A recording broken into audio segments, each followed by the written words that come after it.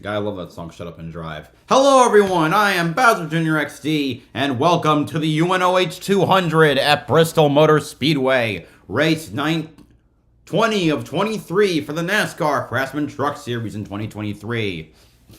8 drivers left in the playoffs after the eliminations of Matt DiBenedetto and Matt Craftsman. The points have been reset. Time to find out if any of the Great 8 will lock themselves into the Elite Four for that finale at Phoenix, at one of the greatest tracks in the entire world. It's the playoffs. It's Bristol. I'm not sure it gets any better than this, Phil. Yeah, what a great round of 10 we had. And the playoff drivers are undefeated. All 3 of those races were won by playoff drivers. We have a great round of 8 coming up here. It's 3 great Bristol, races. Talladega, Homestead. Our playoff standings right now. Let's see. Heim is up by 8. Eck is up by 2. Ed Figueroa's up by 2 thanks to his win. That he just got it at Milwaukee. And Hocevar on the line, but has ties.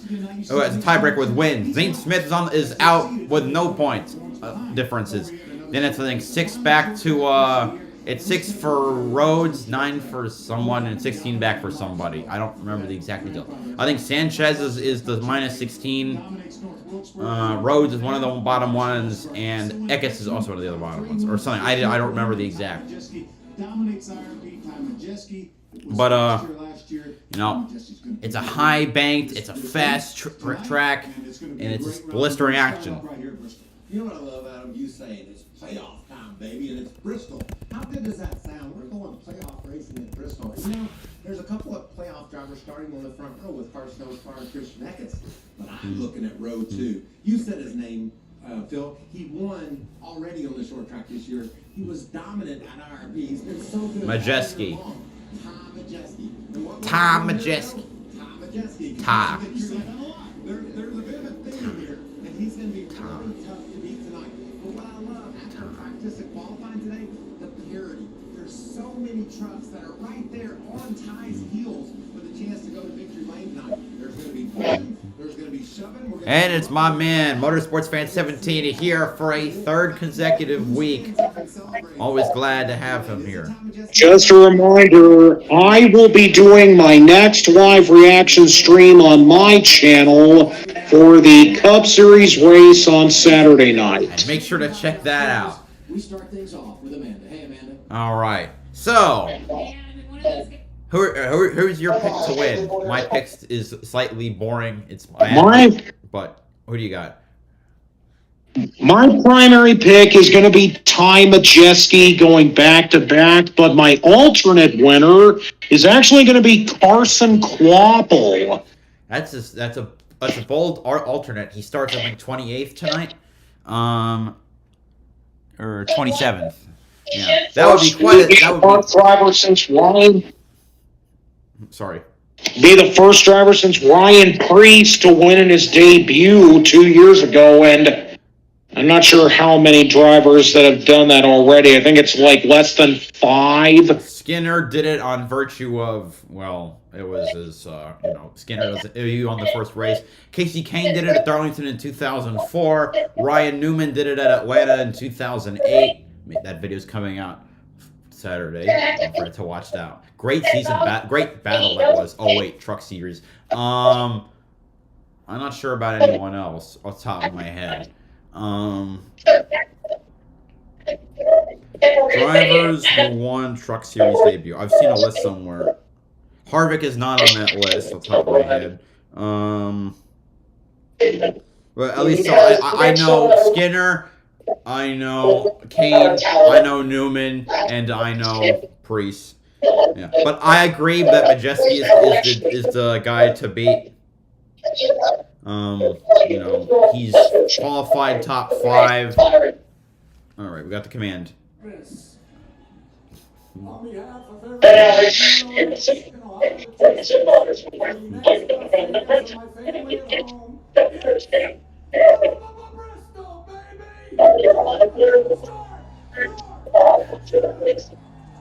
It's kind of weird to think that a college in Ohio sponsors a race in Eastern Tennessee. But I digress. 36 drivers ready to hit the track. 2 DNQs, the number the number 90 of Justin Carroll for TC Motorsports, and the number 44 for Nice Motorsports, Danny Bowen in his attempted return, he also DNQ, and which is a shame. All right, starting 36th. I gotta get the I gotta find the fucking. I have their places where they're from, but not their sponsors or. Where is it? Starting 36th, driving the number 41 Unishipper Chevrolet for Nice Motorsports from Driftwood, Texas, Bailey Curry. Starting 35th, driving the number 2 Gainbridge Chevrolet for Rev Racing from Miami, Florida, Nick Sanchez. And that's his, he's one of the playoff drivers, unfortunately, starting back that far. He didn't even get to qualify. Starting 34th, driving the number 22 Outback Steakhouse Ford for AM Racing from Swedesboro, New Jersey, Stephen Malazzi, who is a server at Outback and got the chance to rep the company on his car. Starting 33rd, driving the number 33 Laredo Trailer Supply Ford for Reum Brothers Racing from Corpus Christi, Texas, Memphis, Villarreal. Starting 32nd, driving the number 20 CB Fabricating Chevrolet for Young's Motorsports from Anderson, Indiana, Greg Van Alst. Starting 31st, driving the number 12 Twang Chevrolet for Young's Motorsports from Crevecoeur, Missouri, Spencer Boyd. Starting 30th, driving the number 35 Quanta Services Chevrolet for McAnally Hilgeman Racing from Monroe, Georgia, Jake Garcia. Starting 29th, driving the number 32 David's Electric Chevrolet for Brett Holmes Racing from Munford, Alabama, Brett Holmes. Starting 28th, driving the number 75 Jack Cut Company Chevrolet for Henderson Motorsports from Middletown, Connecticut. From Greenwich, Connecticut, Parker Kligerman, the only driver dipping down across all the series because he's the only one who can. Starting 27th, driving the number 7 HendrickCars.com Chevrolet for Spire Motorsports from Mooresville, North Carolina, Carson Quapple. Starting 26th, driving the number 56 Southern Freight Services Toyota for Hill Motorsports from Port Tobacco, Maryland, Timmy Hill. Starting 25th, driving the number 16 Lunai Toyota for Hattori Racing Enterprises from San Bernardino, California, Tyler Ankrum. Starting 24th, driving the number 52 Hallmar International Toyota for Hallmar Friesen Racing from Niagara-on-the-Lake, Ontario, Canada, Stuart Friesen. Starting 23rd, driving the number 9 Grant County Mulch Chevrolet for CR7 Motorsports from Simpsonville, South Carolina, Colby Howard. Starting 22nd, driving the number 45 Auto Charge It Chevrolet for Nice Motorsports from Van Nuys, California, Lawless Allen. Starting 21st, driving the number 88 Menards Black Label Bacon Ford for ThorSport Racing from Tulare, California, Matt Crafton. Starting 20th, driving the number 66 America's Quarter Horse Congress T-Sport Ford for ThorSport Racing from Fredericksburg, Virginia, Connor Jones. Starting 19th, driving the number 13 America's Navy Ford for ThorSport Racing from Temecula, California, Haley Deegan. Starting 18th, driving the number 99 Kubota Ford for ThorSport Racing, with the 4th time in a row I've said that team.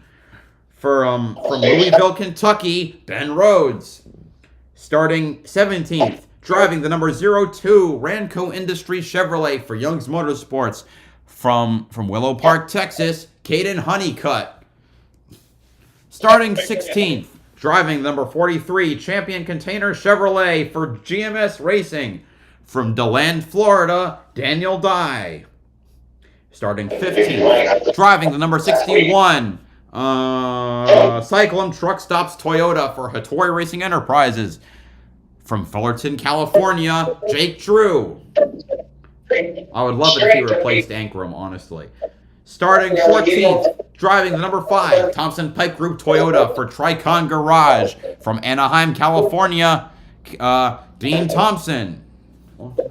Starting 13th, driving the number 23, also Ben Rhodes is a playoff driver. I should have said that earlier. Starting 13th, driving the number 23, Champion Power Equipment Chevrolet for GMS Racing from Fairhope, Alabama, Grant Enfinger. 8 different teams in the playoffs is the most all-time. Previous is 7. 20. Wow. Yeah, 8 different playoffs. I'll get to that in a minute. I never even saw that. Starting 12th, driving the number 25, Rackley Roofing Warshock Chevrolet for Rackley War from Nevada City, California, Matt DiBenedetto. Starting 11th, driving the number 11, Safelight Toyota for Tricon Garage from Marietta, Georgia, Corey Heim. Now for the top 10. Starting 10th, driving the number 38, Speedco Dello Ford for Front Row Motorsports from Huntington Beach, California, Zane Smith. Starting 9th, driving the number 1, Starkey Soundgear Toyota for Tricon Garage from Eden Prairie, Minnesota. Today's ARCA winner in the Bush's Beans 200, William Sawalich. Also the new ARCA East champion. The 3rd time in a row that the 18 car has won that title. Starting 8th, the 18 in the ARCA East anyway. Starting 8th, driving the number 17, Dead On Tools Toyota for Tricon Garage from Artesia, New Mexico, Taylor Gray. Starting 7th, driving the number 51, Rowdy Manufacturing Chevrolet for Kyle Busch Motorsports from Loomis, California, Jack Wood. Starting 6th, driving the number 15, ShopTricon.com Toyota for Tricon Garage. That's not a good sign. From Artesia, New Mexico, Tanner Gray. Starting 5th, driving the number 24, Wendell Scott Foundation Chevrolet for GMS Racing from Washington, D.C., Raja Karuth. I made the adjustment there. Starting 4th, driving the number 98, Road Ranger Ford for Thor Sport Racing from Seymour, Wisconsin, Ty Majeski. Starting 3rd, driving the number 4, Bama Buggy Chevrolet for Kyle Busch Motorsports from Tuscaloosa, Alabama, Chase Purdy. Starting 2nd, driving the number 42, Worldwide Express Chevrolet for Nice Motorsports from Portage, Michigan, Carson Hocevar. Do not be surprised if he gets a Call Cup ride tomorrow. I'd be willing to bet a bit of money on that. On him. Start and on pole, driving the number 19 Gates Hydraulic Chevrolet for McAnally Hilgeman Racing with a pole time of 15.101 seconds and a speed of 127.064 miles per hour. The only driver to hit 127 miles per hour average in qualifying from Middletown, New York, Christian Eckes. And that is your starting lineup. Also, so the 8 playoff drivers, Sanchez starting 35th, Brett Rhodes starting 18th, Heim starting 11th, Zane Smith starting 10th, Enfinger starting 13th, Majeski starting 4th, Hocevar starting 2nd, and Eckes starting 1st. And as the broadcast pointed out, all 8 drivers run for 8 different teams. If you think about it, you got Eckes with McAnally Hilgeman, Hocevar with Nice, Majeski for Thor Sport. Wait a minute. Oh, never. I take it back. There were 8 teams if you count Rackley War in the playoffs, but even 7 teams still left. Zane Smith the front row, Heim with Tricon, Enfinger with GMS, and Sanchez with Rev. All right.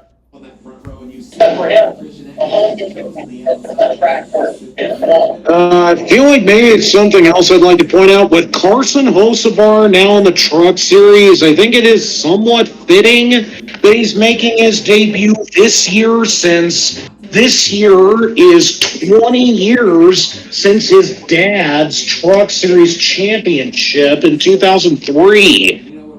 Oh, Carson. Oh, Quapple. Okay. I didn't even think about that. Yeah. Yeah, Carson Quapple. Yeah. Okay.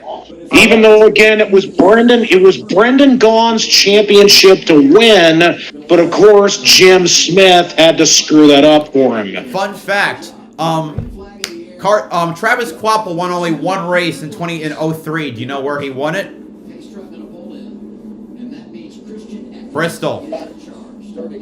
So how about that for coincidence?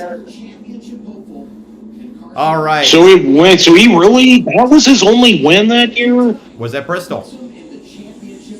Oh wow. Anyway, the trucks are rolling off 200 laps around the last great Coliseum. We're green at Bristol. Eckes takes the lead and sweeps down to the bottom of the block Hocevar, leaving the road open for Biskin the high side, but Eckes goes to block right away. Now back to the turns they go. You're gonna see some great action tonight. Jesse cutting down to the bottom, seeing if he can find trying to block that number 4. Well, trying to find any way you can around that 42 that's won 3 times so far.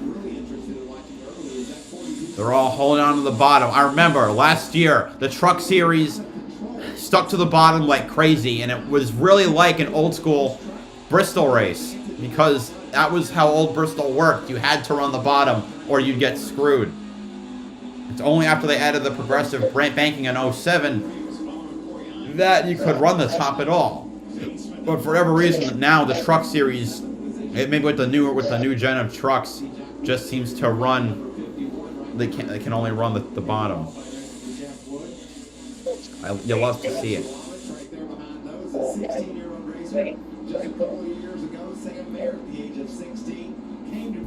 All right. Let's see if Bradshaw Caruth can get a good run going tonight. No, yeah. I think he needs one, and you can even say the same about Haley Deegan as well. Yeah, Deegan's career is probably on the line with these last 4 races, which is unfortunate. Honestly, the least that I expected for her was to get her first top 5, and at this point, I really think the only track where that could happen is Talladega. Yep, yeah, it's where last gasps happen. All right. A car to watch in a truck for today, I think, is a 75. Kligerman hasn't run super as well as with the Henderson truck as he has in years past. So if he can work his way to the field, that'll be something to note. I wonder. Yeah, he's got a lot of work ahead of him to do so, and even for Nick Sanchez as well. Yeah. Kligerman currently is 29. Sanchez, okay, the scroll by is 33rd. The Outback also, truck. Yeah? Sorry. No, you go. Also, I just thought I wanted to mention, on the note about Stephen Malozzi with Outback as a sponsor, I believe that's the first time that Outback has appeared on a racing vehicle since 2016 with Kevin Harvick. Yeah, it might get some TV time. I think Outback Steakhouse pretty much like dipped out of the sport after 2016, but I think I remember that their free Bloomin' Onion promotion with Kevin Harvick still ran in 2017, but then that kind of disappeared too. Damn. Well, the 22 truck might appear on screen soon because he just got lapped. Well, that's a shame. AM Racing dropped off after Austin Wayne self-vacated the ride, which is not a sentence I thought I'd ever say, but yeah, the 22 has not had the speed ever since they lost Austin Wayne self-step back. The 33 of Memphis Villarreal just got lapped. That's 2 cars off the lead lap. And Eckes now, we got a caution on the track. Oh, multi-track wreck. It's Jack Wood and Dean Thompson. Oh, so it's every fucking week. We're out. There are 2.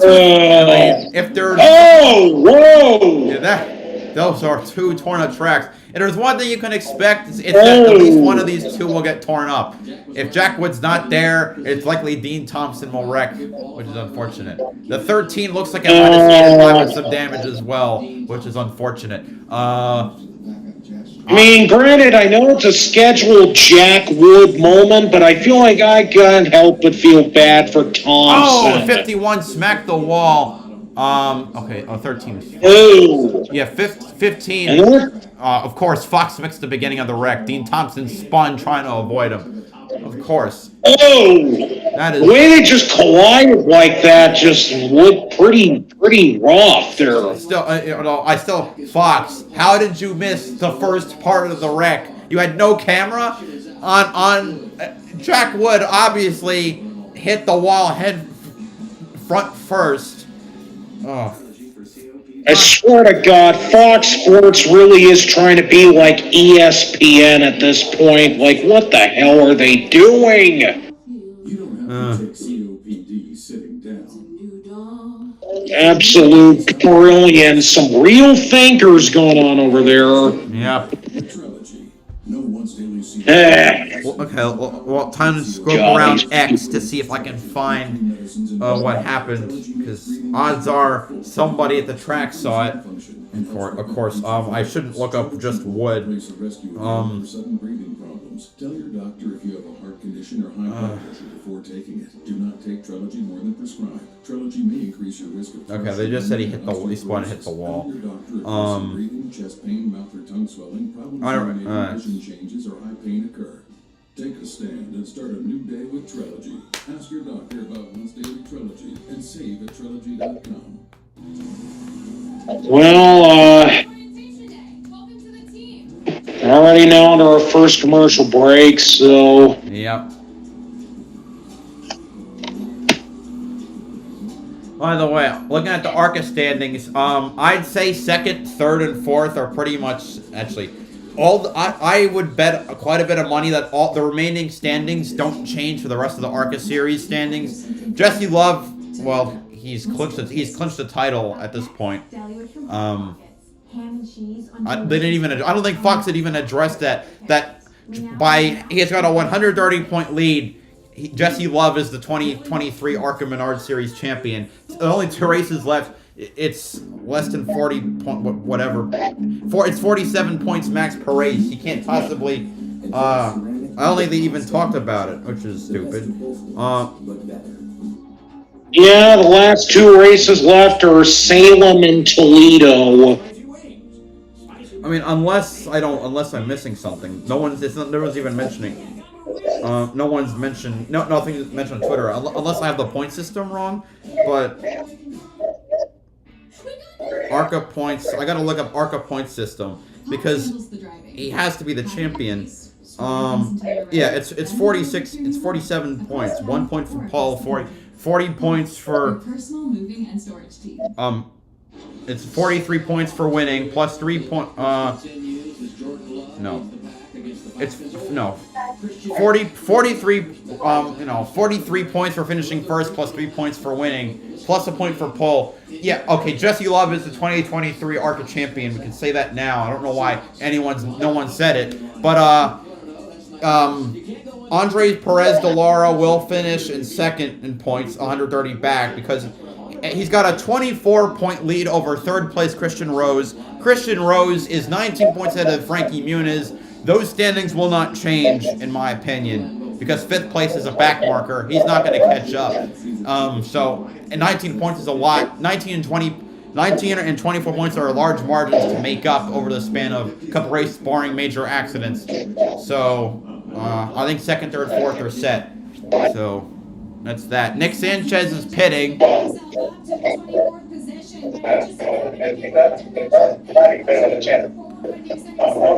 Sanchez did not get lapped, which is good. We've got to go ahead and do something. Brought him in, put the track bar down 1, took on 4 new tires, see what he can do. I'm a bit surprised by that. So, I mean, I love it. We started in the back. You got to mix it up. Opens up some options for later in the race. Yeah, I don't think it's a big detriment to use that set of tires because most of the teams don't think they would use all their tires that they have allotted anyway. They started the race on the set of tires that they qualified on, then they would have 3 sitting in the pits. Most teams think they would only use 2 during the race. Still cleaning up our first incident of the night, so we'll step aside. Green flag to wrap up the opening stage when we return on FS1. All right, back to commercial, of course. Must be a big wreck.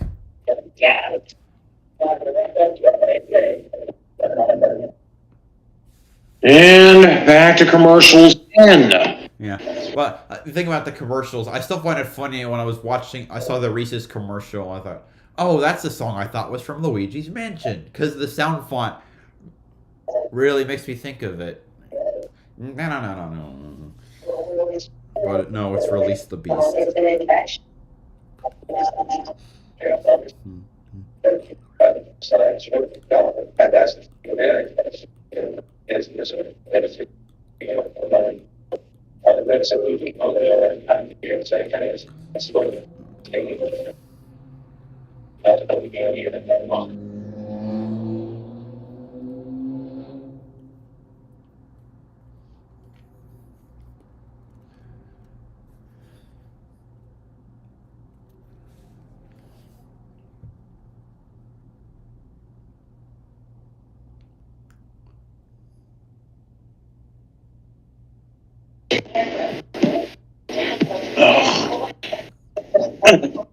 Also, tomorrow night in the Xfinity Series race is when Dale Jr. is going to be back in the car for his own team. Yeah. It's his first time he's doing 2 races since he's retired.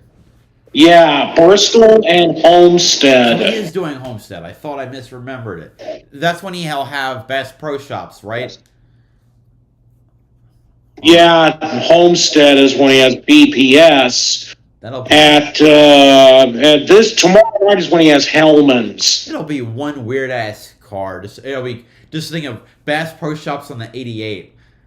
Oh my god! I think just looking him in his fire suit will be. That scheme was the first one to be revealed, I think, late last year.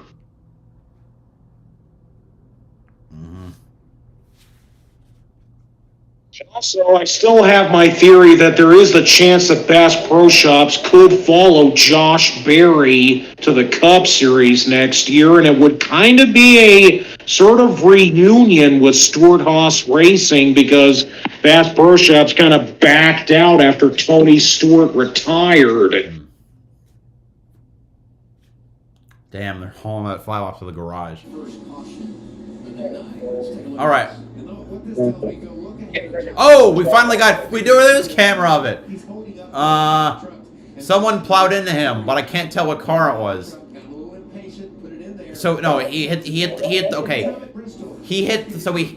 oh, Corey Heim is the one who got into Jack Wood. All right, so now we know. So there was camera of it. It just took 2 commercials. Green flag back in the air. Eckes, another great restart.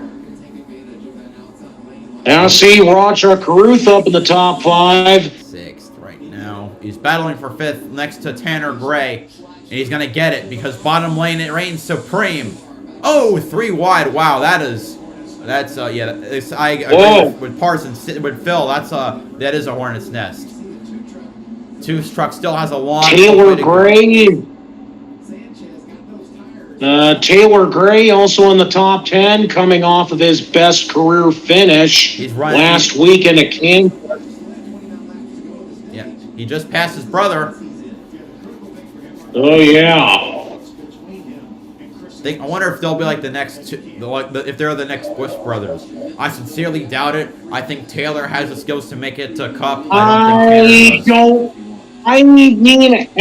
I mean, 2 years ago, I was starting to get the impression that the Gray brothers would be like the new Bush brothers, but now I don't really agree on that. I think Taylor has the skill, but Tanner doesn't. That's my view on it.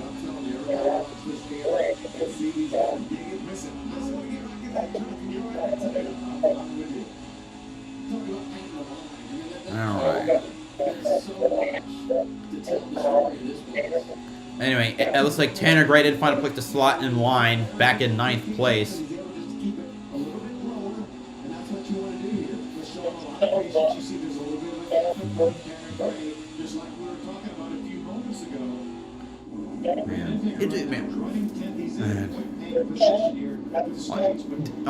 What do you like better, Old Bristol or New Bristol? I'm personally feeling a bit on the indifference side, but I so far think that this race right now is already going pretty good when we can get a good enough green flag stint in. I mean, I just like, Old Bristol, I mentioned earlier. everyone ran the bottom, and if you got knocked out of the bottom, you'd be sent backwards. New Bristol, which is after they reprofiled it, was when multiple lanes were opened up. The truck race, just like last year, runs a lot like Old Bristol, which is why I was asking. So, no, for what it's worth, I think I might be more partial to Old Bristol. It's coming from someone who likes a lot of the new stuff. So, all right, 22 looks like he's about to go a second lap down.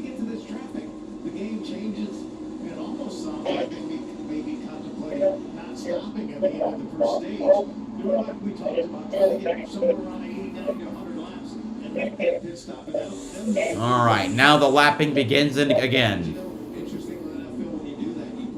Greg Van Alst, the next to be lapped, and that beautiful blue CB Fabricating Chevrolet. Here comes another blue and yellow car. Hocevar trying to make up the difference to the number 19, who's trying to win his second race in a row. Fairly easy. It's when that caution comes out, middle of the stage, you stay out, and if you stop, you get caught in the traffic later on. It is a tough puzzle to put together. But let me tell you something, you said it doesn't add up.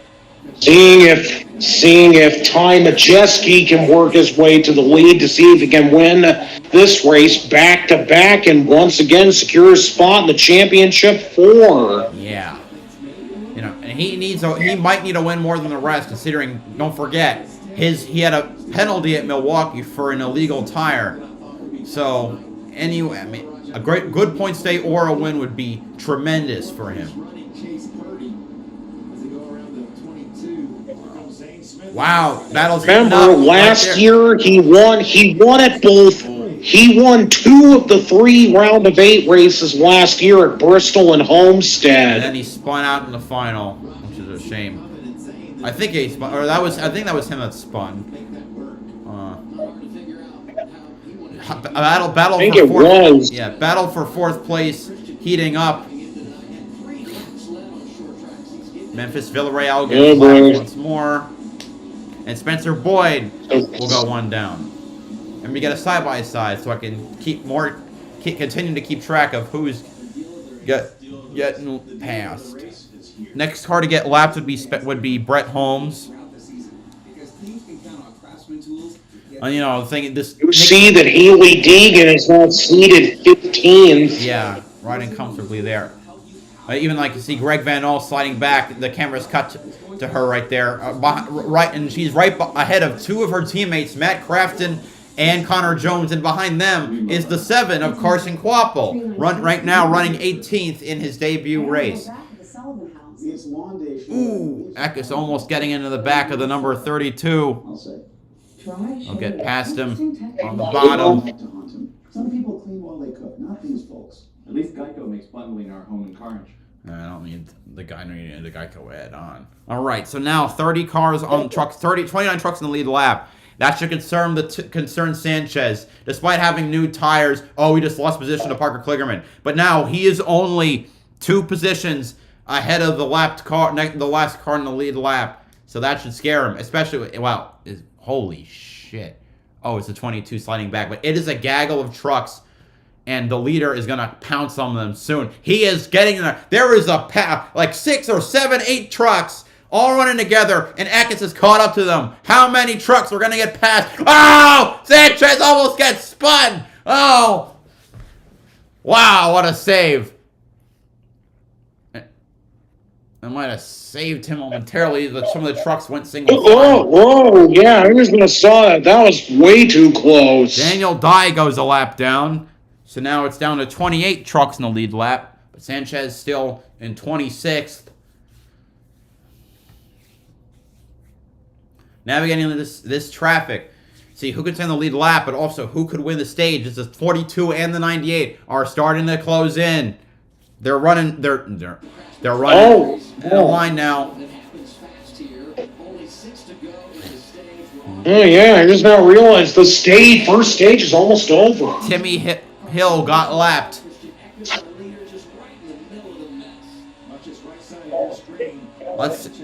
Someone got into the. Oh, Malazzi got into him.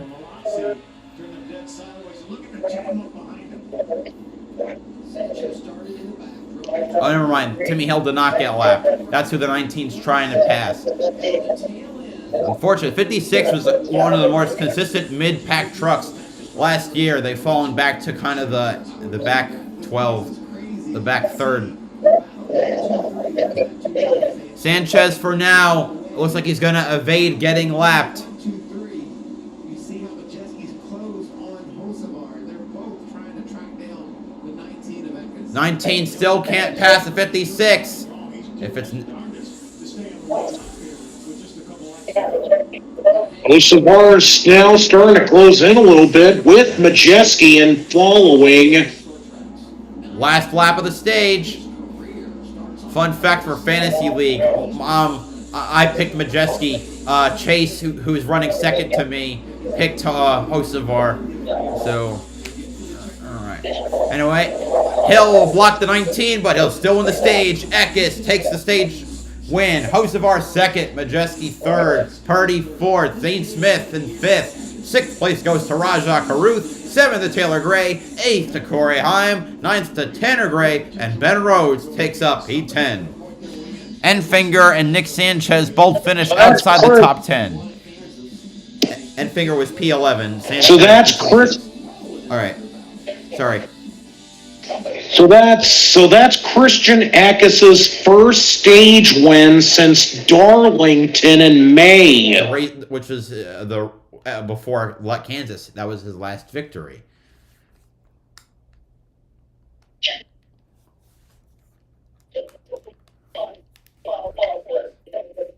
Now we wait. All right. Daniel Dye will get the free pass. It'll put 29 trucks on the lead lap.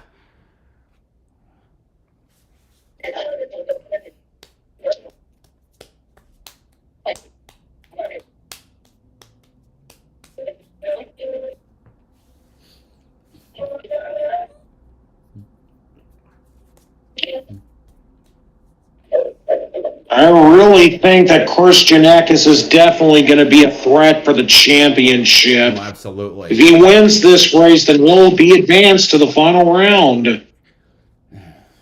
And New York might actually have a champion in the top 3 divisions.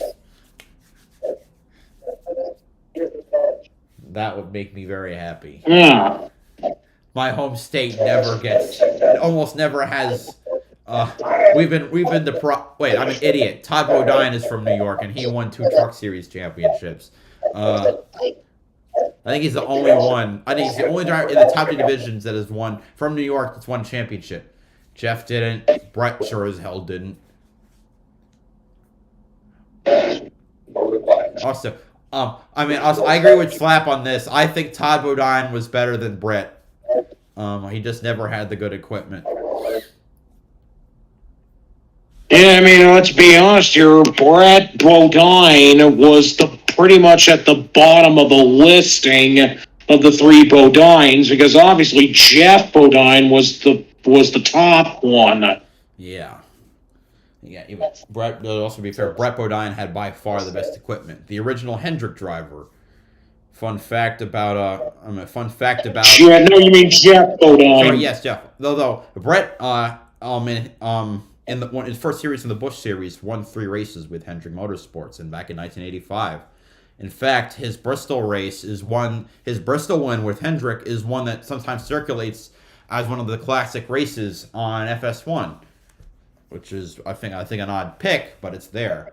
So it's one of, I think, 2 Busch Series races I've seen redone, along with the one where they entered the Days of Thunder 46 with Greg Sachs, and he finished 3rd after leading but losing the. I think he led up until lap 118.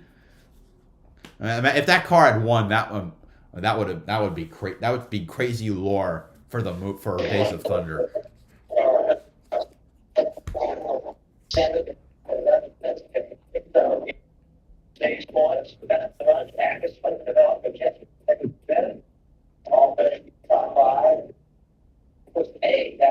Also find it very fascinating that Greg Sachs managed to make a start in the Xfinity Series at Daytona in 2011, which was very late into his career. Junior Motorsports.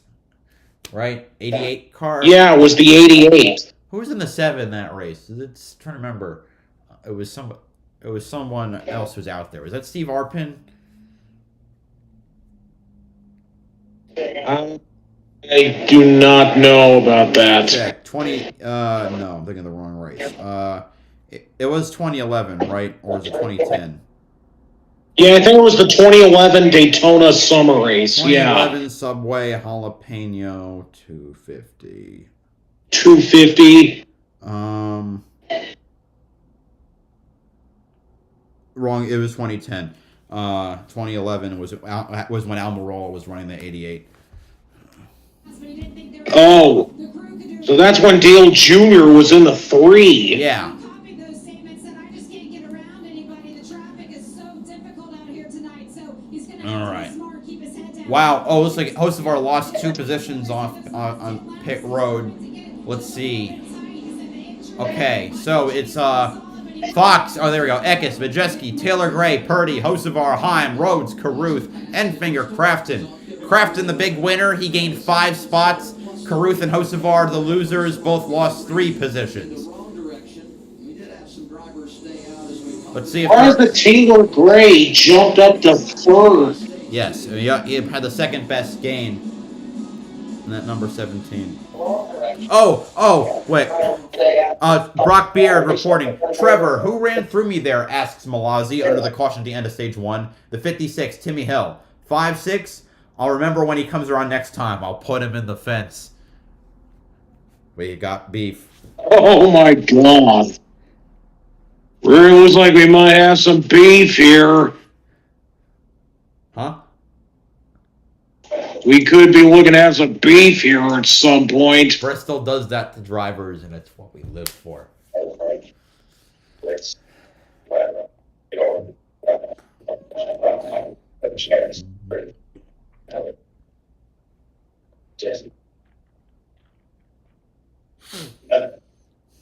Yeah, we're already getting an advert for the Cup race at Vegas coming up here soon. The first race of the round of 8. Also, that reminds me, I wrote my ideal NASCAR schedule. Tell me, okay, let me find it. I try to have as many different tracks as possible. Wait, hold on. For the NASCAR Discord chat, because I got banned from it because I was talking about politics, which is probably that's not me. I really shouldn't have done it. Supposedly Spire bought McLeod's charter. LaJoy has mentioned they are looking to add 25 to 30 people. Scott Tapley has said that Zane Smith is in line for the ride. Scott is well connected. Had Nashville Super Speedway coming back way before the announcement. Just last Monday night, he broke the news off stage cautions in Charlotte. Okay, I mean... Wait, has that already been announced here? What, stage race for Charlotte or Zane or Spire? No, this is a rumor. No, you mean like the whole thing about Spire trying to... It's a rumor. Well, that's the thing. Like, I really feel like Matt Tiff wouldn't be so quick to sell off the charter, but I still think he should. I agree with you on all counts. But Zane Smith does have something lined up. I really think that if Spire really wants to get better as a team, they need to do the same things that RFK Racing has done. Well, I really think that could really benefit them. Unfortunately, they don't have a Brad Keselowski. All right, let me see I feel like Corey LaJoy is in somewhat of a league like Chris Buescher, but again, he just needs the right stuff around him to be able to build that up. Absolutely. All right, so my dream schedule. Let's see, LA Clash non-points, then the duels, then Daytona, Vegas, Sonoma in the spring. To complete to keep the Western swing going, or rather, at least along the border, Autodromo Hermanos Rodriguez on the Foro Sol Oval. So it's a Mexico oval race. It's a 1-mile oval which is within the Formula 1 track. Coda so then we wrap up the west/border swing. Iowa, Richmond, Martinsville, go to Eldora for the dirt race, then Talladega, Dover, Darlington for a throwback race, Kansas, Rockingham All-Star race, Charlotte, Gateway, Montreal. Fox takes its break. I'll finish my commercial schedule under caution. When the next caution comes around. Carson Quapple stayed out, by the way. So if he left under caution, he does not get going. Oh, that's not going to be good. Zane Smith takes the lead with Sanchez behind him. So a couple trucks out there. Quapple's going to hang on to third, but Christian Eckes is running fourth. He's going to have a lot to say here. He just made the pass for third.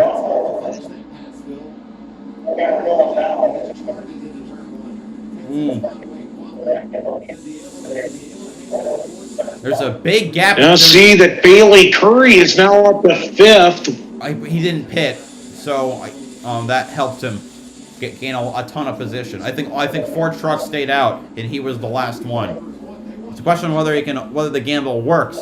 He just got passed by Taylor Gray. He's stuck on the outside, which is Latin for you're fucked.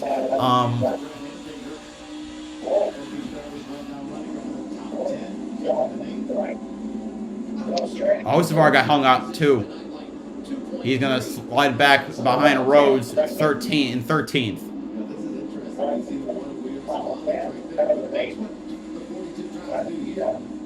Oh man, that could have been real bad. Good saves from all trucks involved there.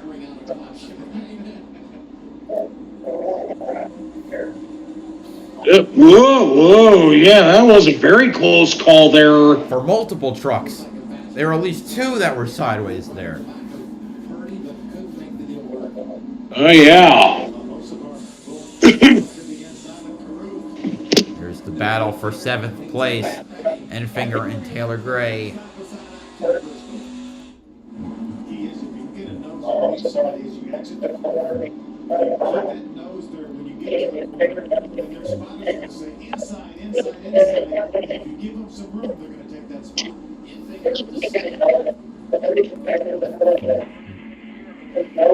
Alright, all 4 trucks have stayed out right now, still running top 10, so the gamble looks like it was a good one.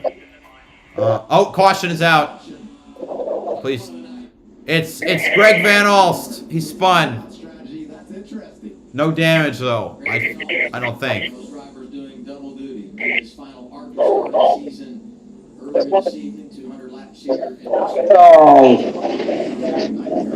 At least for once though, his truck doesn't look damaged. Thank Christ. Just an emotional win. So much fun to watch that victory lane in our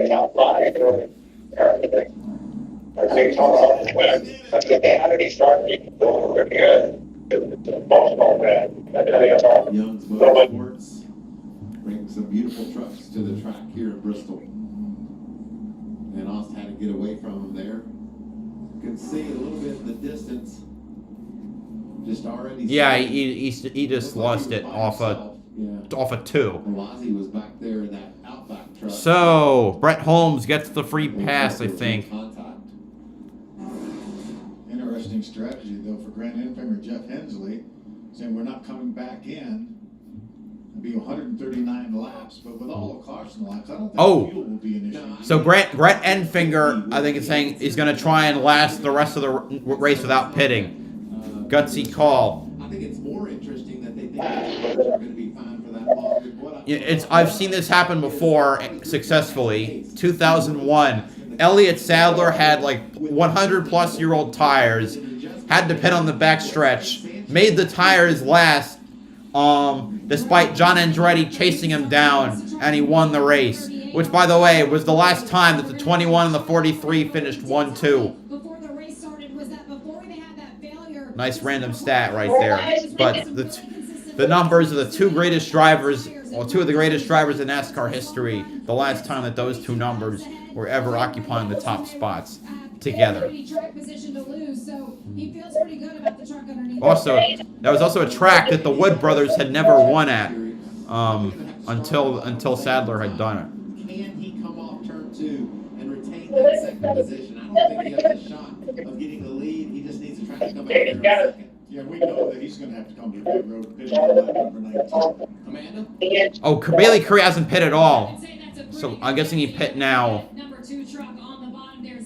So Quapple, Sanchez pit on the first caution. Well, Zane Smith and Quapple haven't. Or, I don't know. Bailey Curry, I guess, didn't pit at all. Now there's Zane Smith or Quapple. Sanchez again, like I said, pit on the first caution. So that's the divisions we're going. But everyone else pit on the last pit stop. These guys are at a reduced pace and their brains are in overdrive right now, trying to think about what it's going to be like when they go back racing, what lane they choose, how they execute. We know how fast that 19 of X has been. I gotta say, Thursday night for racing makes it feel like a weekend automatically. You know, just interesting feeling of like that. It wasn't that long since we had the SRX series. Oh my God, yeah. It makes it feel like the weekend just starts just a little sooner, which is yeah. That's what you want to do. Check the boxes. And on that restart, you check the box of saying, I maintained my position, and I was able to run competitively with these guys that I never raced against. I wish they would like televise some of the big late model races like that. Like you know the Snowball Derby, right? Yeah. How about the Winchester 400? He's the only one in there that isn't a playoff driver. Yeah, I'm also heard of that one. Winchester is the highest banked track in the country. 37 degrees in the turns. Even more than Bristol, which has the most banked. It also still has some very primitive designs, like they still have that old-fashioned style gate on the entrance of the front stretch under the flag stand. Oh, well, hopefully no one's ever wrecked into it. Also, I can't believe Fox went through an entire... Fox went through an entire caution without going to commercial. What universe am I living in? Yeah. That is weird. What are they? I guess they had... Okay, the lights are off on the pace truck. Yeah, I guess they had... Imagine if they cut the commercial when they went green. That'd be funny and infuriating at the same time. Okay, pace car is in. We're green once more. Carson Quapple did not get going as I expected. So, rip whoever restarted in the bottom lane behind him. He's holding on to P5 right now. We got 30 laps to go on the stage. Eckes makes his way to second. He's got the freshest tires. Quapple holds on to his position. Hocevar trying to make moves up the outside. It looks like he's going to pass the 4. He's going to make it past the 17 as well. No one's been able to run the outside yet. Oh, that was a close call between the 4 and the 42. 42 stoling onto 9th spot.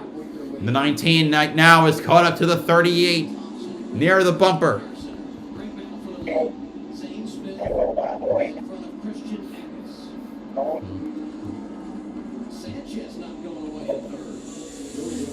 Oh, Sanchez. He also held on as well.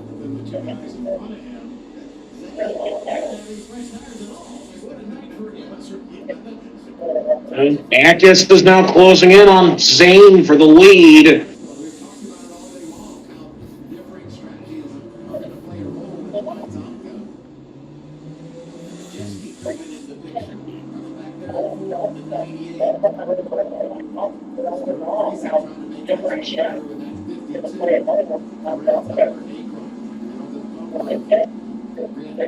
Shit, 13 got stuck on the side.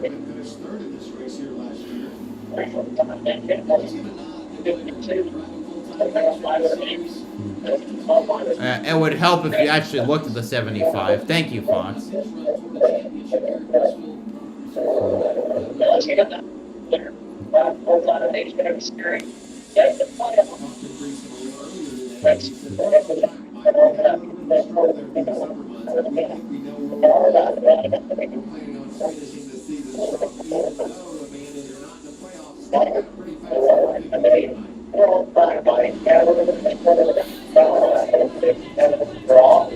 let's look at the list. Jack Wood is the official last place finisher, presumably because Thompson spun out just a little farther ahead of him. Or because he wrecked first. I don't know.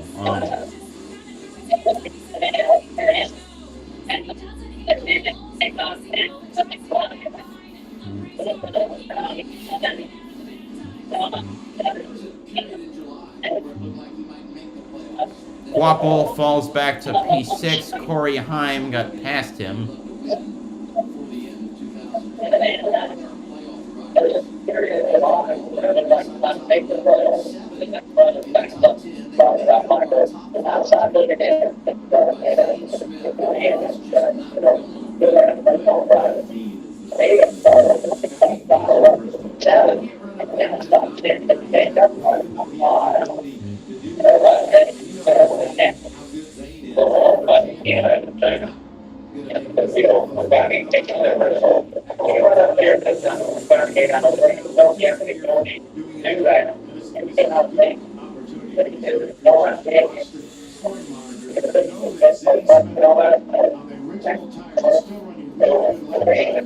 I wonder how many people are going to stay out on their tires. Oh, now we got a commercial.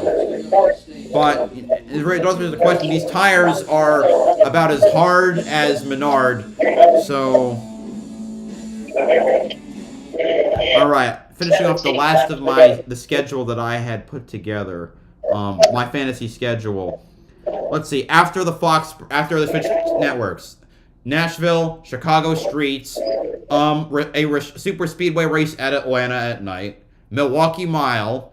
Then we go starting with Milwaukee. It's the eastern stretch for starting from Milwaukee going east to Michigan. Then Indianapolis on the oval because fuck the road course. Pocono, the Watkins Glen, and then up north to New Hampshire, and then ending the regular season at Daytona. Then we go to the playoffs. Daytona being the first track that gets a repeat. Round of 16, Southern 500 at Darlington, Charlotte Roval, Bristol. Round of 12, North Wilkesboro, Talladega, second race, Chicagoland. Round of 8, Phoenix, Martinsville, Homestead, with a championship race at unrestricted at Atlanta. Because I think that with unrestricted engines and with the way Atlanta is aging and how fast it's getting, especially with the reconfiguration, I think unrestricted would put on a fantastic championship race. Plus, you could with two different engine packages, you could make something really. You could spice up both races.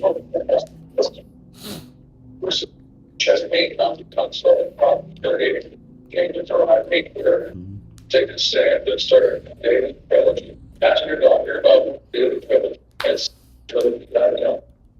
Well, okay, Malazzi Spotter, according to Brock Beard, Malazzi Spotter says Howard's number 9 might have an issue ahead of him.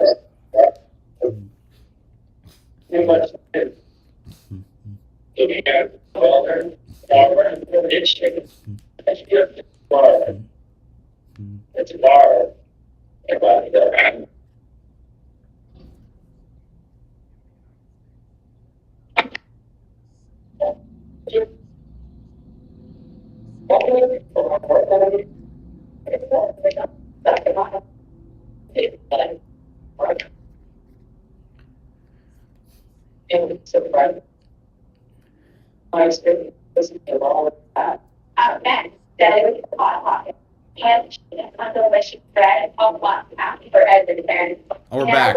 7 laps to go on the stage.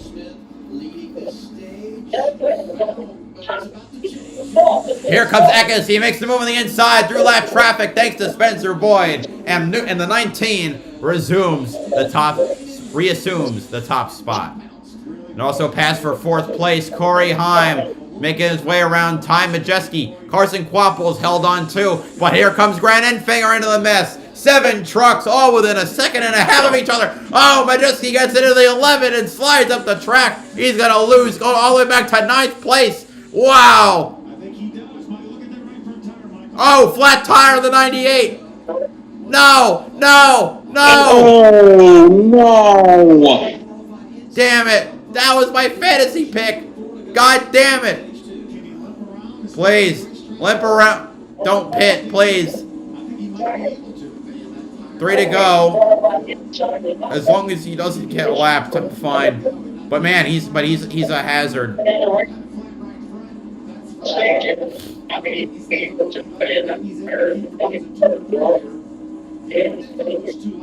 Yeah, but as long as if he gets the free, as long as he gets the free pass, I'm fine. All right, Eckes about to take the white flag. Majeski. Oh, another tire. No, there's some smoke coming from that tire. Just stay ahead of him. Come on. Wow, holds up Greg Van Alst, who's 5 laps down, so that means shit. Eckes will cross the finish line and take the stage win.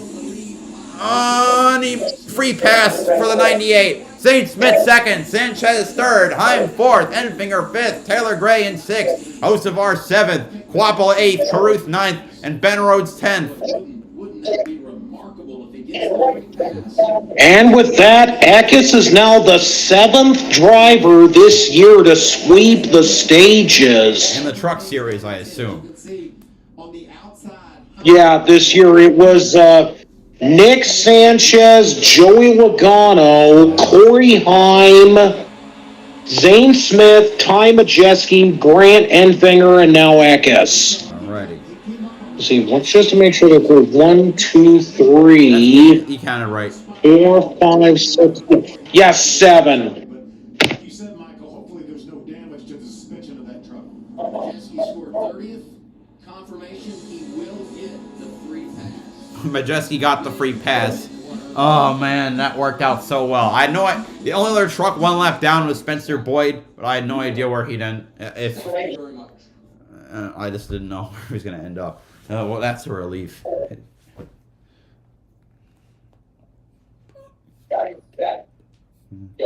Man, Majeski really seemed to have inadvertently lucked out there. Yeah. Real it was.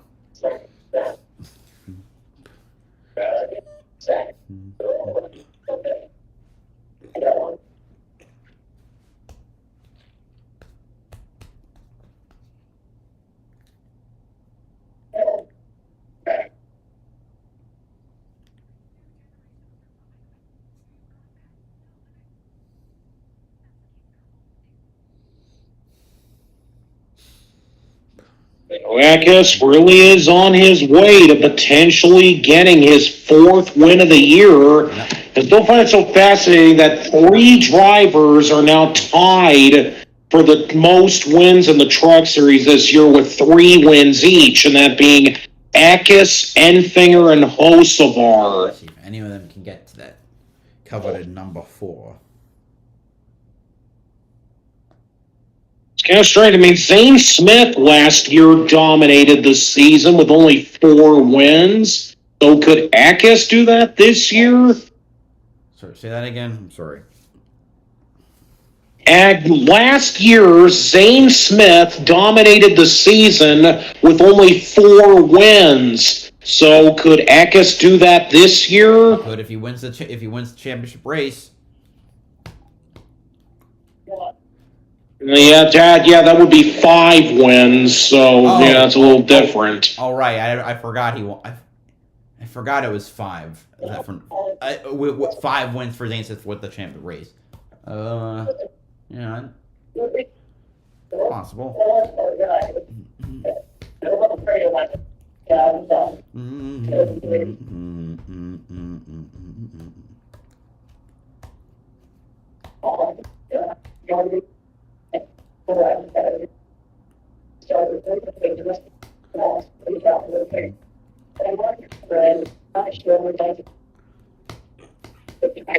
For some reason, I'm now remembering this one moment in Bristol in the Xfinity Series where Kenny Wallace got the Lucky Dog Award numerous times in the same race. You think that's crazy? When I think of multiple Lucky Dogs, I try to remember Pocono 2016 truck race. Christopher Bell has an accident, goes 5 laps down, and like the last third of the race got 5 free passes and finished 10th. Oh my god! I gotta make sure I gotta check, but I'm pretty sure he went from 5 laps. Because I'm pretty sure the commentators commented on it, even as his teammate William Byron was on his way to break a rookie record for his 5th win in his rookie season. Let's see. 2016 Pocono Organics, or 26. I think it was 2016 Pocono 150. Pocono Organics 150. This race. Okay, so it is on YouTube. Okay. Yeah, I'll look up. Okay, so pit road. The cars that did. Oh, most of the trucks are staying out. I guess they saw the advantage the other trucks had, and they're like, nope, we're gonna just go all the way. So, well, that's underwhelming.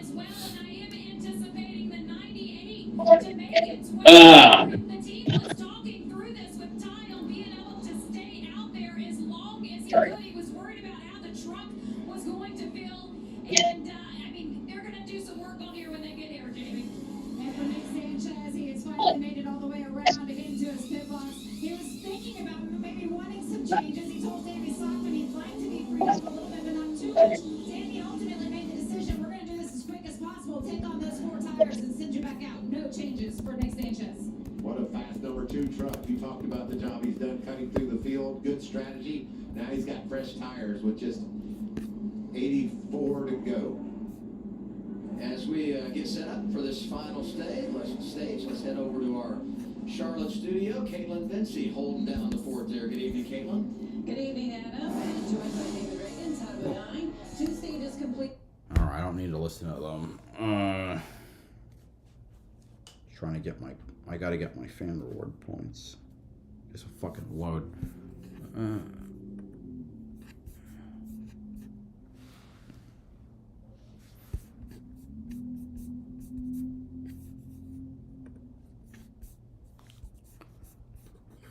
Okay.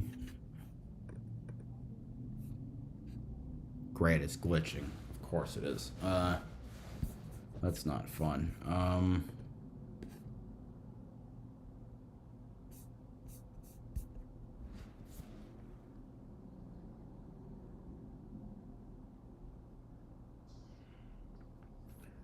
I was gonna talk about something actually. Right, I gotta.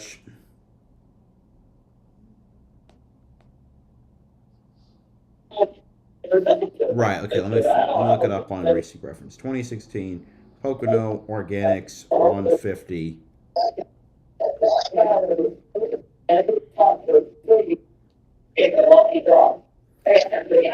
Alright, let me see.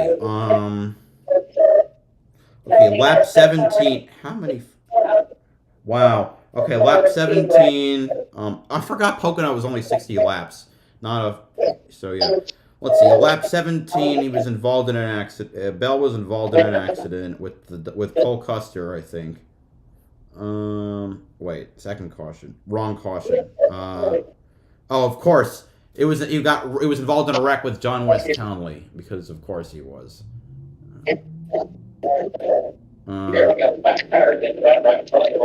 Wow, let me see.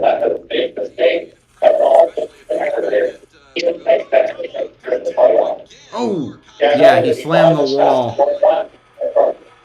So then, let's see. He goes 5 laps down. Let's see. The two Brad Keselowski racing trucks collide on lap 29. Free pass 1. Austin Wave self spins at lap 23. Free pass number 2. Ben Rhodes crashes with the 66. Who was who? Jordan Anderson. Free pass number 3. That's on lap 40. Lap 48. Brendan Brown crashes in turn 1. That's free pass number 4. Lap 55. Spencer Gallagher spins. Free pass number 5. Bell gets back in the lead lap and finishes 10th. Quite the spectacular. Quite the recovery. Whoa, that is one fucking tire.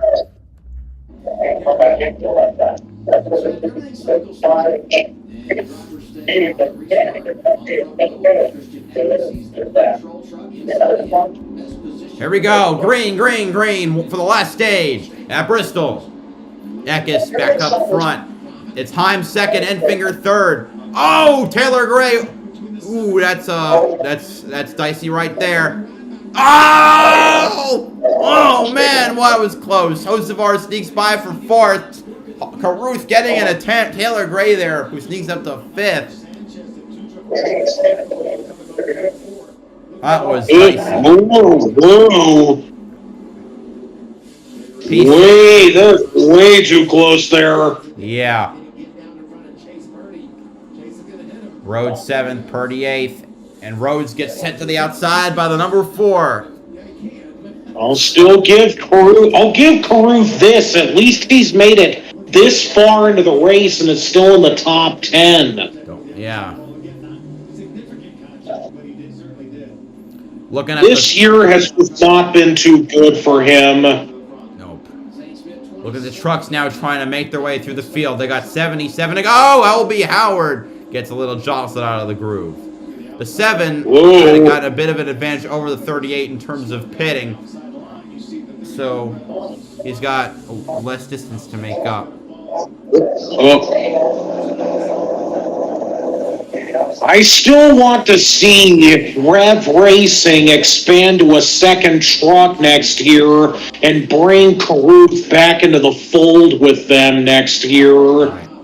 Managing this race, he's in control.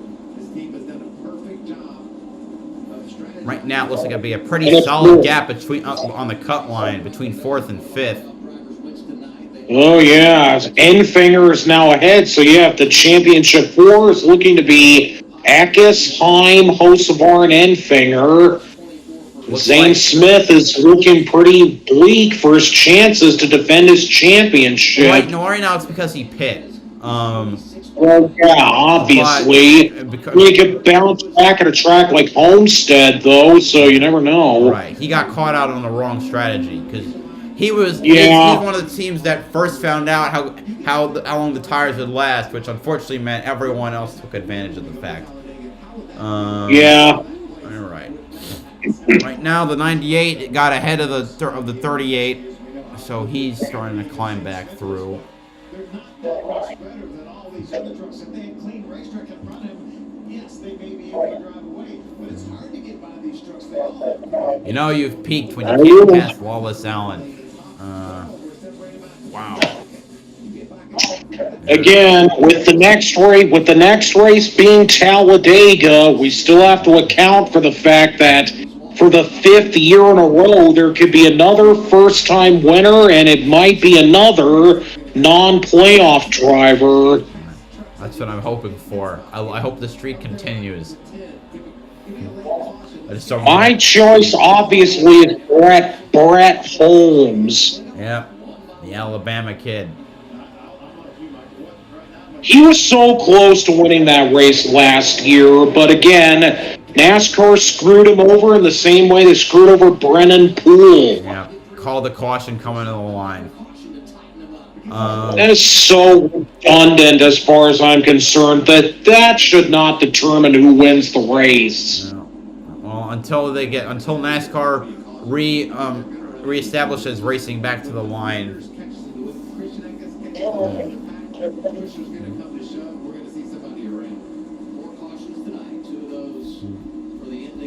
My pick, I mean, if I had to pick a driver who I think is just going to randomly get a win, I'll go with Daniel Dye. I don't know why, but that's the feeling I just got.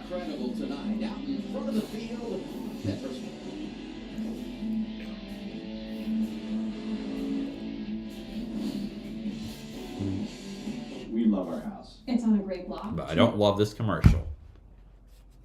Well, I can confirm Geico did not pay me to say that.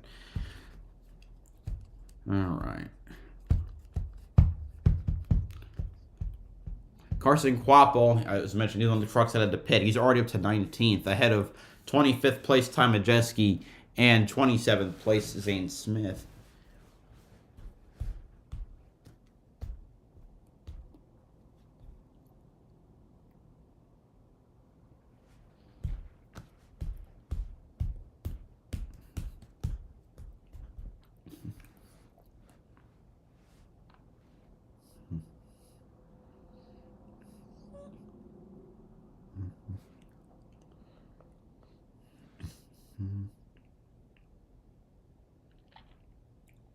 Being a race car driver, bloomin' onion making law student. Being a race car driver, bloomin' onion making law student is harder than I thought it was, says Stephen Malazzi.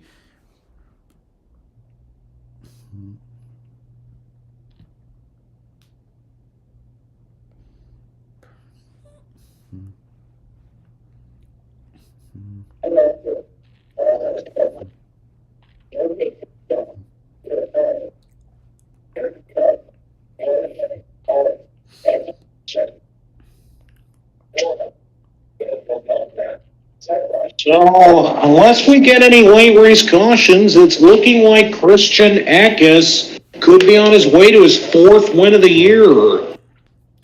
Yeah, I would agree. And now leaders are getting into lap traffic. Timmy Hill, Wallace Allen both got lapped. Wow, the rest of the field seems a little... Yeah. And looks like Zane Smith is getting awfully close to that, so... Oh boy, that's still not good. Not for him, at least. I haven't seen this fucking Pods commercial again, I swear to God.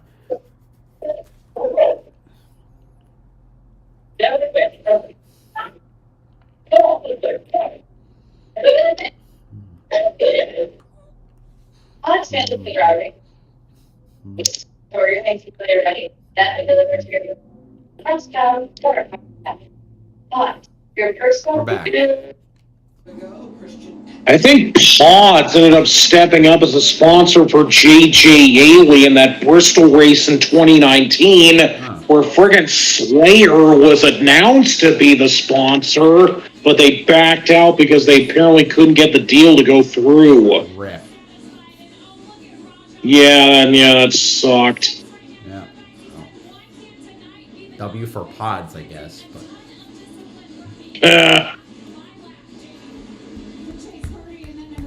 So yeah, just a little over 50 to go now. Eckes in first, Hines second, Enfinger third, and Hocevar fourth. 4 playoff drivers occupying the top 4 spots. The rest of the playoff drivers dispersed throughout the field, probably with varying levels of misery. Yeah, the lowest ranked one, obviously, is being Zane Smith and Majeski. Actually, no, Majeski's now a little bit ahead of Zane Smith. Yeah, he's P25, but...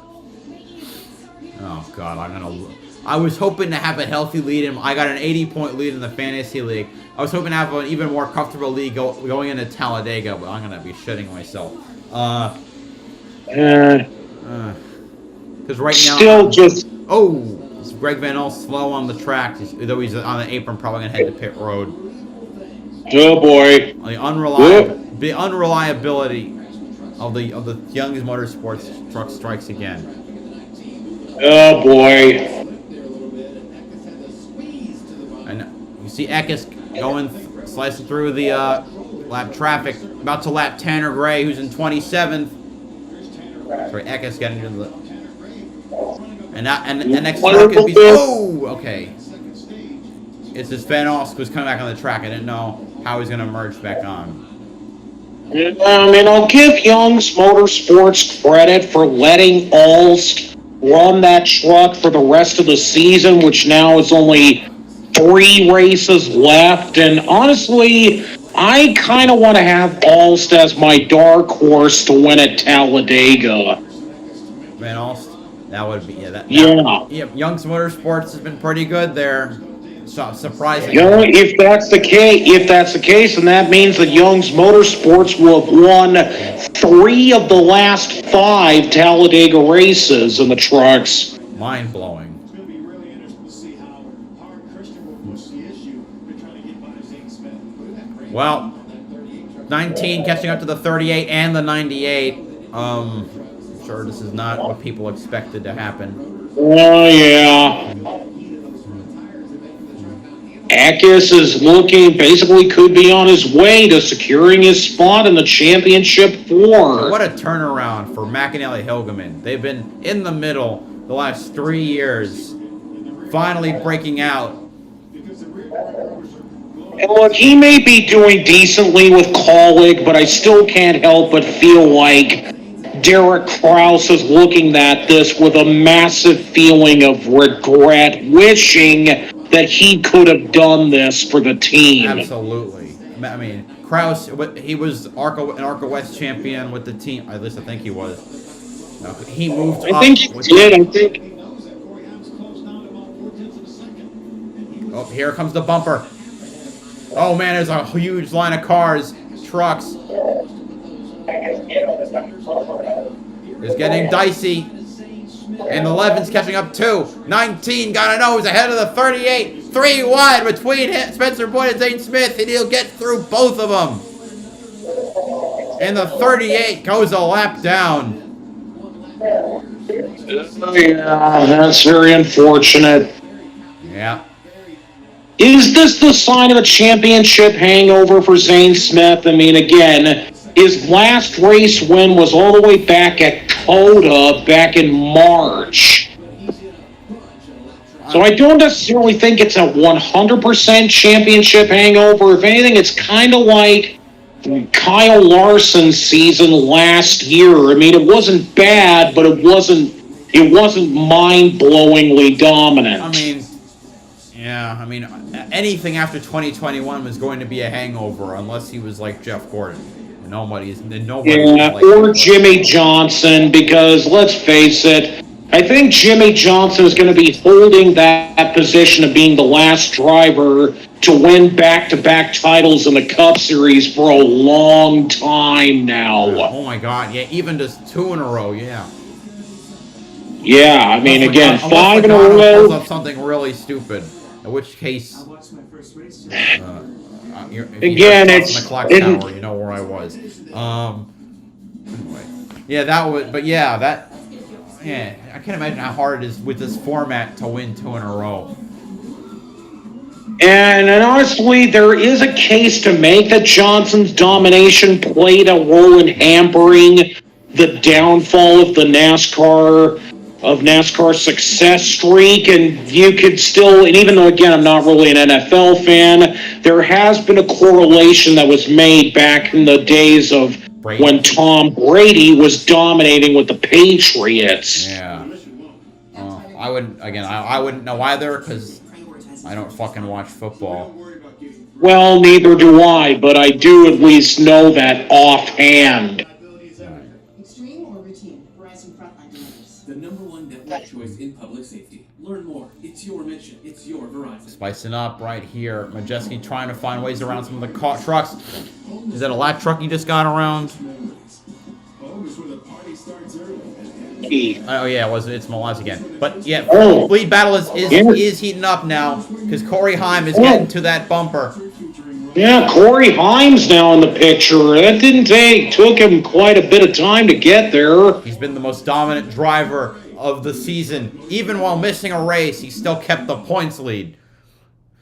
So yeah, looking to get his first win since Mid-Ohio back in May, I believe. July. Oh yeah, July. That's right. Sorry, I'm kind of mistaken. It happens. Sometimes it's hard. So therefore, if Corey Heim wins, they'll have a 4-way tie for the most wins in the trucks with Eckes, Hocevar, Enfinger, and Heim, all with 3 wins. I bet you have access to a special club room full of Chex Mix, I bet. All right. 98 trying to make the pass on Ankrum for 24th. Now they're just trying to fend off the leaders. He makes the pass. Now they're stuck behind the 16. Already now under 30 to go. And he's not been afraid to use that front end to get past cars. I saw him do it with Timmy Hill earlier. So. Yes, puts a bumper to Ankrum, gets around him. Yeah, 11 follows suit.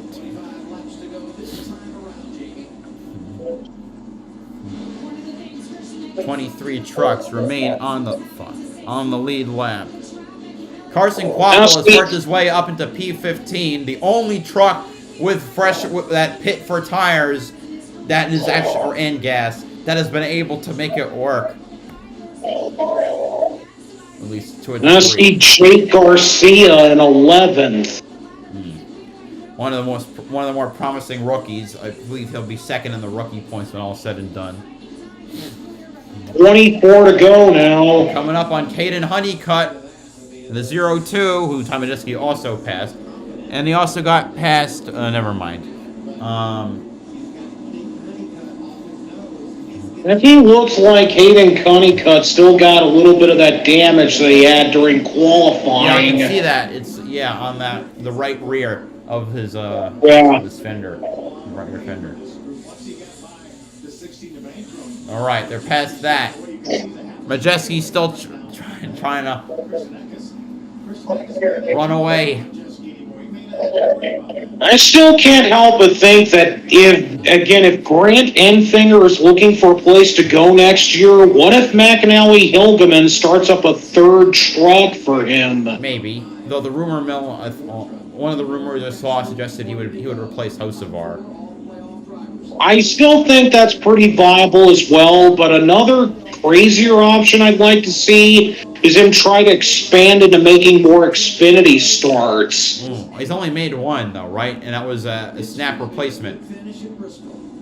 That was with Sam Hunt Racing at Charlotte in 2021, and he crashed out in that. Right. Who is he replacing? It came out of nowhere. Someone had problems.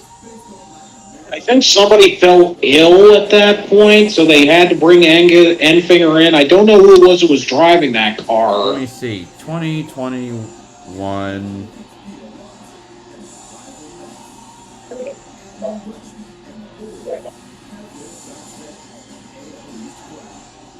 Was it I don't think it was Colin Garrett. I think it might have been somebody else.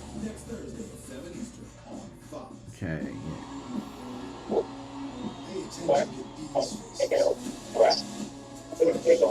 I remember I was upstate in upstate New York watching it on a CRT. I think it was a CRT, but actually no, I was watching it on my phone. But that was back when that TV had it. It went back when the TV upstate was a CRT. Let's see.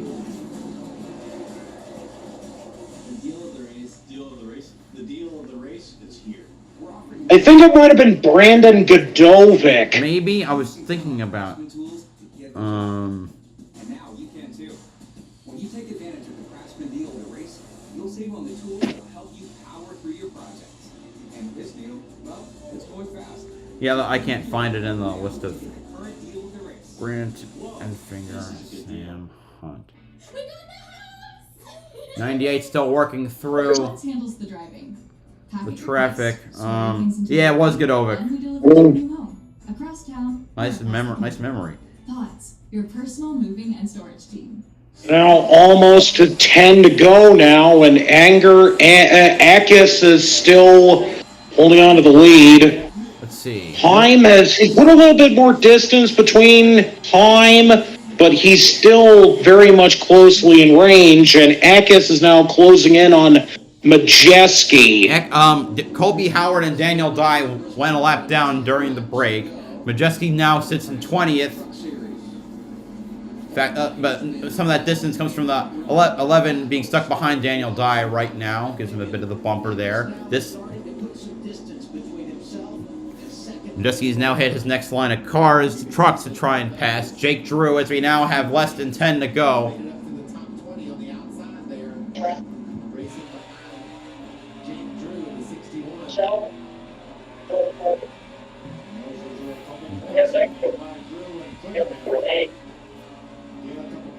That 98 growing closer. Ooh, Sanchez a little loose. He's now in the top 10. Right in between eliminated playoff driver Max Benedetto and rookie Jake Garcia.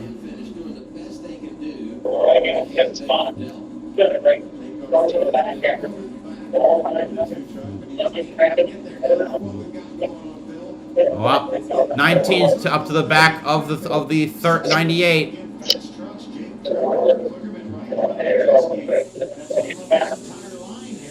Ooh, Tanner Green. Ooh, 3 wide. Here comes Hine to the bottom. Eckes on the high side. And Corey Hine will sneak past the 19. New leader as we now have 5 laps to go. Oh, Lap oh traffic my. finally got to Eckes. Man, one mistake all night and it's going to cost the 19. Oh, man. Let's see that again.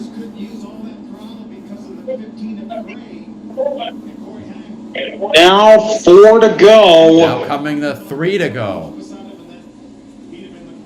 There's a 98 up ahead. Let's see if the 19 can get back to the 11. What will you do for a spot in the final with this blasted format? Now it's 2 to go. 1 mile left at Thunder Valley. There's more lap traffic up ahead, all over the track. The track. This could get dicey now as we head to the white flag. Last lap at Bristol. A decent gap now formed between 11 and 19, but there's a ton of traffic on the bottom. 61 got a little loose. Well, 19 attempts ending. He goes high. Oh, there's traffic on both sides, but he will not get there. Corey Heim wins the UNOH 200 at Bristol, joining the 3-time club along with Enfinger, Osevar, and Eckes for 3 wins on the year, and Corey Heim is locked into the championship 4. So Heim is the one who ends up getting it. Man, just when I thought that Eckes had this race in the bag, Heim then steals it away. Lap traffic will do that to you. So,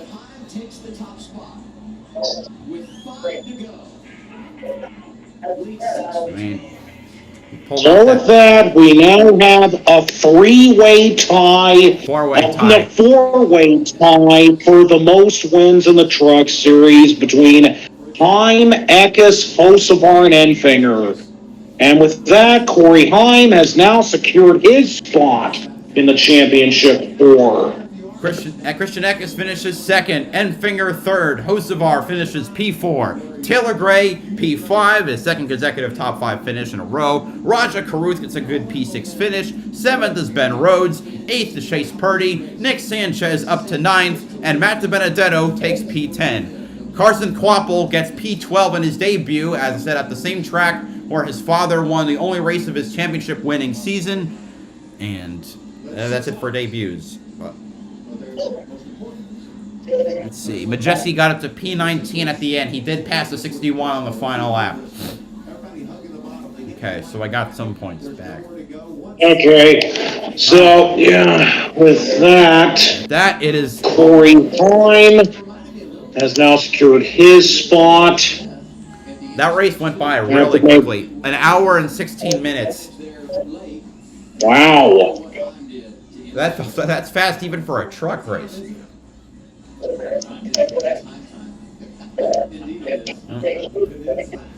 Just enough time for me to finish off my ice, the tub of ice cream in my freezer. It's not a lot of ice cream, but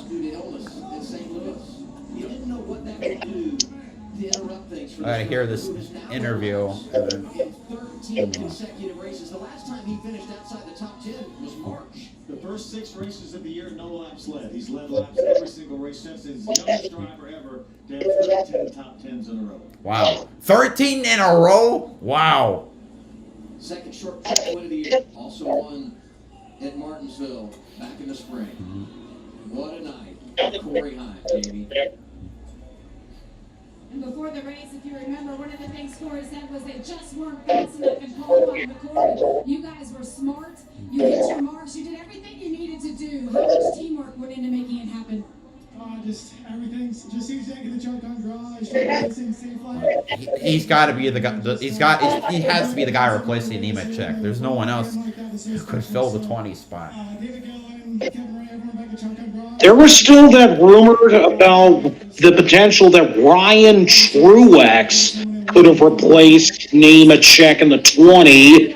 But maybe there is still a chance. Maybe there's a chance that Truex could end up in the 19 car full time next year in Xfinity. Last I heard, which is around last I heard when Martin was asked about it, Truex has enough sponsorship for part time, but not full time, which is a shame.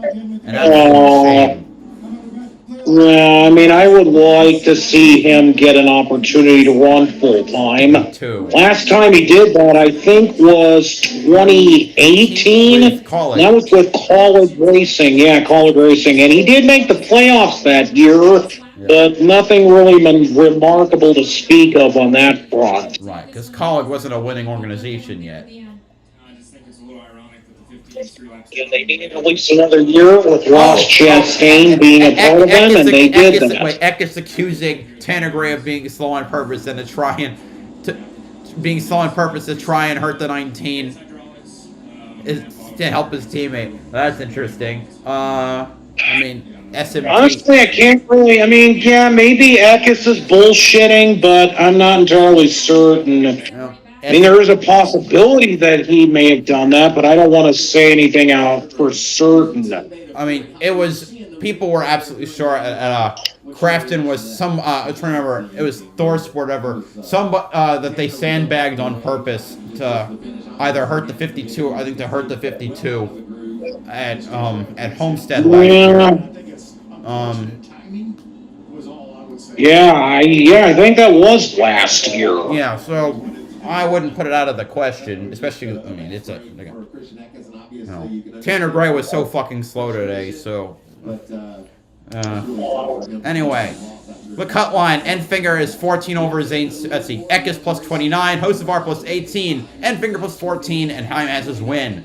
Zane Smith minus 14, but Rhodes minus 19, and both Sanchez and Majeski are minus 22, with Sanchez getting the tiebreaker for finishing 9th. Alright. Thank y'all so much for coming today. I never updated either stat for subs or views. No sub change, views 79. Alright, probably because it's a Thursday. But thank y'all so much for those of us who came out. Hi British Lad Product. Sorry I didn't see you earlier. I'll see you back tomorrow for the Food City 300 for the Xfinity Series. This is BowserJrXD signing off. Have a good one.